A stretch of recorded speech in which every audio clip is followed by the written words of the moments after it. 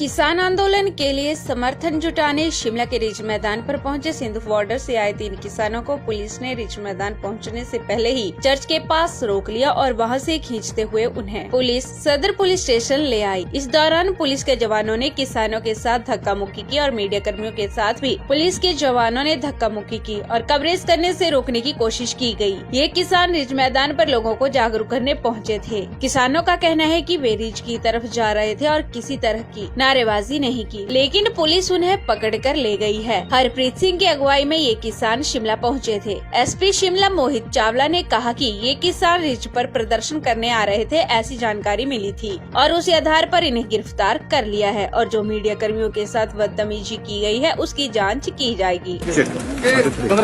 हम हिमाचल में आए हैं, हम अपनों के तीन आदमी को खड़े नहीं होने देंगे। वो कौन सा कानून बता दीजिए, हम चले जाएंगे। हम हमारा अभी देश आजाद हो गया कि गुलाम हो गया? ये तो डेमोक्रेसी का आप खत्म कर रहे हो हमारे देश की। जाएंगे हम सुप्रीम कोर्ट थोड़ा जाएंगे। कोई बात नहीं, आ जाने दो जो आता है। आर्टिकल 19 हमें फ्रीडम देता, हम कहीं भी अपने विचार रख सकते हैं, खड़ सकते हैं। अगर हमारा कोई वायलेशन है तो बताइए आप।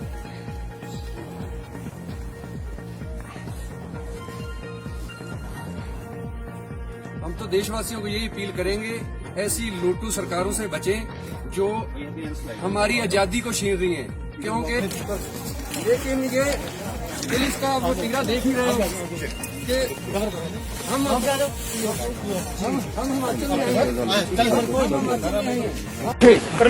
आदमी थे और आराम से खड़े हुए, हमने कोई नारा नहीं लगाया।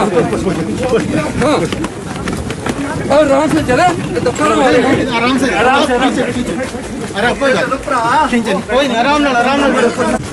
कोई हमारे पास कोई हथियार। हम 3 आदमी थे, ये मीडिया वाले सुन लो, हम 3 आदमी थे, आराम से खड़े हुए थे। ये हमें खड़ने भी नहीं दे रहे, ये रुकने नहीं दे रहे। ये क्या हो रहा है? ये कौन सी ये हमारे देश की आजादी है क्या? वहाँ पर कौन सा तरीका है? ये कौन सा तरीका है? ये देख लो, देशवासियों देख लो, हमारे देश का तरीका देख लो।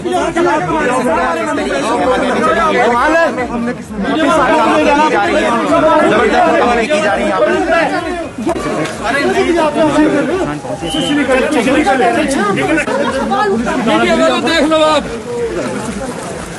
बीच में जाता है हमारा दर्द है। ये देख लो, ये ऐसे दिया कर रहे हैं जैसे कि हम क्रिमिनल हैं। पुलिस कर्मी उन्हें पकड़ कर वहाँ से ले जाओ। एक मिनट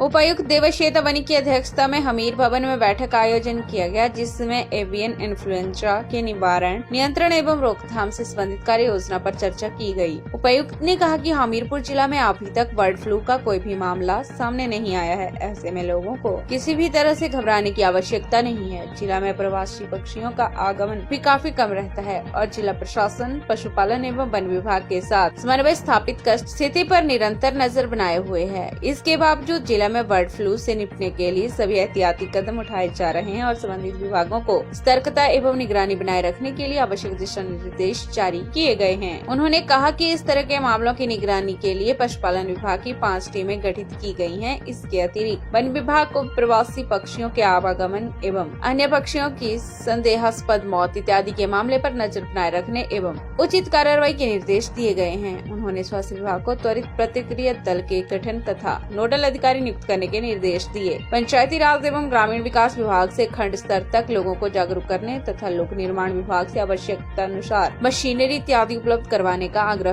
किया गया। बैठक में कहा गया कि प्रवासी पक्षियों में बर्ड फ्लू की पुष्टि होने पर इस बात की आशंका बनी रहती है कि कहीं बीमारी उनसे मुर्गियों में न फैल जाए। प्रारंभिक रोकथाम एवं नियंत्रक उपाय अपनाने से इसके प्रसार को रोका जा सकता है। पोल्ट्री फार्म बाड़े में जाने के लिए अलग कपड़ों तथा जूतों का उपयोग करें। फार्म व वार्ड के बाहर फुटपाथ बनाएं, जिसमें फिनाइल अथवा अन्य कीटाणुनाशक घोल का प्रयोग करें और बाड़े में आने जाने से पहले साबुन से हाथ धोएं। इसके चारों तरफ नियमित तौर पर चूने का छिड़काव करें और झाड़ियां इत्यादि काटते रहें। यह ध्यान रखें कि मांसाहारी एवं प्रवासी पक्षियों का मल किसी भी प्रकार से फार्म में रखी मुर्गियों के संपर्क में न आए। फार्म से निकलने वाले कूड़े का भी उचित निस्तारण सुनिश्चित करें।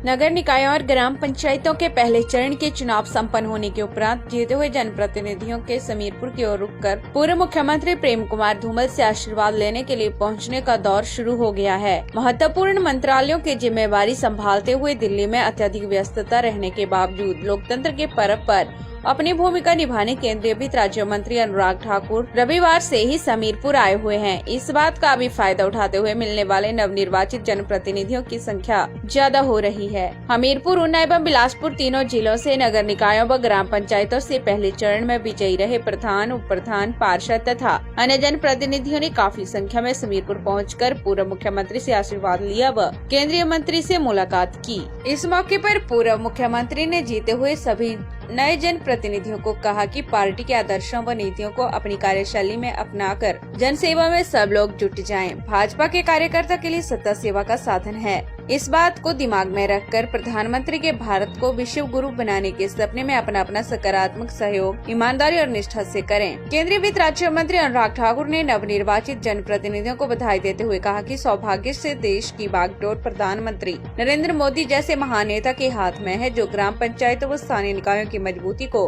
देश की मजबूती का आधार मानते हैं। वह इस उद्देश्य की पूर्ति के लिए केंद्र से सीधा पैसा ग्राम पंचायतों व स्थानीय निकायों को भेज रहे हैं, जिसका सदुपयोग कर अपने अपने क्षेत्र के विकास में सभी लोग अच्छी भूमिका निभाएं। मुख्यमंत्री जयराम ठाकुर तथा भाजपा अध्यक्ष सुरेश कश्यप के पंचायत चुनावों में जीत के दावों में कोई सच्चाई नहीं। प्रदेश कांग्रेस प्रवक्ता प्रेम कौशल ने ऐसे दावों पर प्रतिक्रिया देते हुए कहा कि बीजेपी के दावे पराजय के ऊपर झूठ का पर्दा डालकर अपनी धूमिल होती छवि को बचाने का प्रयास मात्र हैं। उन्होंने कहा कि यदि भाजपा के दावों में तथ्य है तो अपने जीते हुए प्रतिनिधियों की सूची जारी करे। जिस पार्टी का सांसद अपने भाई को वार्ड पंच का चुनाव नहीं जीता पाया, 73% सीटें जीतने का दावा कर रही है। कांग्रेस प्रवक्ता ने कहा कि प्रथम चरण के चुनाव परिणाम मुख्यतः कांग्रेस के पक्ष में रहे हैं और आगामी 2 चरणों में भी कांग्रेस समर्थित उम्मीदवारों की जीत एवं भाजपा की पराजय का सिलसिला जारी रहेगा। प्रेम कौशल ने दावा किया कि पंचायत चुनावों से हिमाचल प्रदेश में सत्ता परिवर्तन की शुरुआत हो चुकी है और 2022 में जयराम सरकार को जनता राम राम करने का मन बना चुकी है। कोरोना वैक्सीन बनाना देश के वैज्ञानिकों की काबिलियत है। इसका भाजपा द्वारा राजनीतिक लाभ लेने के लिए इस्तेमाल करना सस्ती लोकप्रियता हासिल करने के बराबर है। यह आरोप प्रदेश कांग्रेस प्रवक्ता दीपक शर्मा ने भाजपा पर लगाए। उन्होंने कहा कि ट्यूबरकुलोसिस का टीका 1951 में बना, चेचक का टीका 1965 में बना, पोलियो वैक्सीन 1970 और खसरे का टीका 1980 में बना, हेपेटाइटिस वैक्सीन 1997 और नोवल H1N1 का टीका 2009 में बना। मुंह से दिया जाने वाला हैजे का टीका 2010 और मस्तिष्क की सूजन यानी जापानी बुखार का टीका 2012 में बना था। कांग्रेस नेता ने कहा कि देश में इन सब टीकों के आविष्कार पर कभी भी राजनीतिक लाभ के लिए इस्तेमाल नहीं किया गया। यह सब देश के वैज्ञानिकों की काबिलियत और महारत है, जिस पर देश को गर्व है। लेकिन कोरोना वैक्सीन पर भाजपा इस तरह प्रचार प्रसार का स्टंट कर रही है जैसे कि यह वैक्सीन भाजपा ने प्रधानमंत्री मोदी द्वारा किए गए आविष्कार से बनाई है। यह भाजपा के घटिया और निम्न स्तर के प्रचार को दर्शाता है। दीपक शर्मा ने कहा कि हिंदुस्तान के वैज्ञानिकों ने इससे पहले भी वैक्सीन बनाकर अपनी प्रतिभा का परिचय दिया है, लेकिन किसी राजनीतिक दल या सरकार द्वारा इसका श्रेय लेना हास्यास्पद है।